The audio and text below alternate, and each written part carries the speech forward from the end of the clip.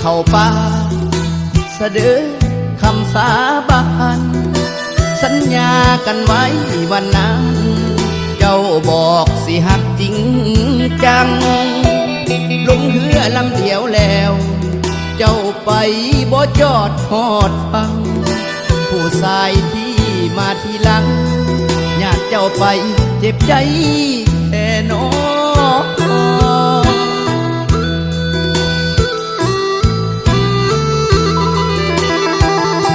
เหตุใดจังใด